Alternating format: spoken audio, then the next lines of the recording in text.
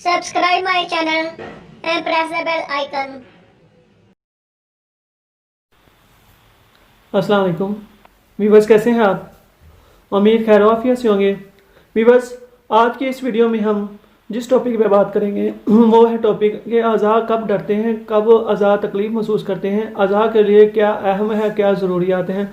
तो इंसानी जिस्म के लिए जितने भी उनके अज़ा हैं, इंसानी जिस्म के जितने भी हैं, यानी कि आप मैदे की बात करते हैं, गुर्दे की, फेफड़े की, छोटी आंत, बड़ी आंत, इस तरह जितने में दिल है, दिमाग है, आंखें हैं, ये कब तकलीफ महसूस करते हैं, इन्हें क्या रिलैक्सेशन चाहिए, किस वक्त कब क्या काम लेना चाहिए। तो जिस तरह एक मशीन होती है, उसके जो पुर्जे होते हैं, उनके काम करने के लिए जो पुर्जे हर एक, अगर आप अपना हर पुर्जा अपना अलग-अलग अपना फेल सही तरीके से अंजाम देगा तो वो मशीन कामयाब होगी। इसी तरह इंसानी जिस्म एक मशीन की तरह है जिसके जो अज़ा हैं, अलग पार्ट्स हैं, अलग पुर्जे हैं, हर एक को कब तकलीफ़ पहुंचती है। तो आज इस बारे में बात करेंगे। तो वीवर्स, सबसे पहले बारी आती है मैदे की। मैंने कुछ पॉइंट्स लिखे हुए हैं, कुछ इसके जो पुर्जे वगैरह यानी कि इंसानी जिस्म के अज़ा हैं वो मैंने लिखे हुए हैं ताकि मेरे से कोई मिस ना हो जाए बयान करने में, तो इसलिए मैंने लिखे हुए हैं। सबसे पहले बारी आती है मैदे की। मैदा कब डरता है, कब वो खौफ महसूस करता है, कब मैदे को तकलीफ़ होती है। तो भी बस आप सुबह उठते हो, नाश्ता नहीं करते तो आपका मैदा ज़रूर खौफजदा हो जाता है, डर जाता है, उसे तकलीफ़ महसूस होती है। कोशिश करें जब भी आप सुबह हो उठें, कोशिश करें जल्दी उठ जाएं तो आप नाश्ते की तरफ फ़ौरी तवज्जो दें, क्योंकि इससे आपके मैदे को रिलैक्सेशन मिलती है। फिर बारी आ जाती है गुर्दे की। गुर्दे, जब आप दिन में पानी नहीं लेते, पूरा दिन गुजर जाता है, अब देखें सीज़न है सर्दियों का तो आप कम पानी पी रहे हैं तो गुर्दे आपके डर जाते हैं। गर्मियाँ तब भी कम लोग पीते हैं, ज़्यादा बोतलें वगैरह, पेप्सी, कोक वगैरह इस तरह लेते हैं, लेकिन पानी ज़रूरी है। सर्दियाँ हो या गर्मियाँ हो, आपने ख्याल करना है कि दिन में, पूरे दिन में आपने 8-10 गिलास पानी पी लेना है। तो भी इस वक्त जब आप पूरे दिन में पानी की मिकदार कम लेते हैं या लेते नहीं हैं तो आपके गुर्दे खौफजदा हो जाते हैं। अब आती है बारी पित्ते की। भी बस पित्ता कब खौफजदा होता है, कब तकलीफ़ उसको होती है, जब आप रात गए तक 11 बजे 12 बजे तक भी नहीं सोते और सुबह तुलू सूरज से पहले नहीं उठते तो आपका जो पित्ता है वो खौफजदा होता है, तकलीफ़ महसूस करता है।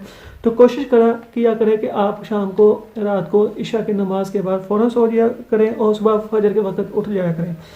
तो भी बस उसके बाद बारी आती है छोटी आंत की। छोटी आंत, जब आप ठंडे मशरूबात पीते हैं तब उसको तकलीफ़ होती है, या ठंडा कह लें, बहुत ज़्यादा ठंडा है वो आप ना पिया करें। लेकिन आप बहुत ज़्यादा ठंडा पीते हैं तो, या फ्रिज की कोई पानी है, फ्रिज में आपने दूध रखा, फ्रिज की लस्सी है, तो आपने बहुत ज़्यादा वो ठंडा है तो आप ले रहे हैं तो आपकी छोटी आंत को मसला होता है। और इसके अलावा बासी खाना खाते हैं तब भी छोटी आंत को तकलीफ़ होती है। अब आते हैं बड़ी आंत की, कि जब कब वो तकलीफ़ महसूस करती है।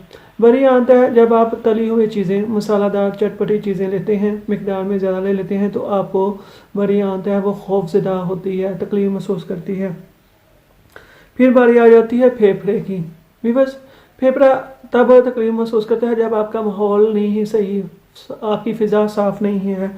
जैसा कि जब धुआं, धूल, सिगरेट का धुआं है तो गर्द गुबार है, आप वहाँ जाते हो, उस माहौल में सांस लेते हो तो आपके फेफड़े को तकलीफ़ महसूस होती है।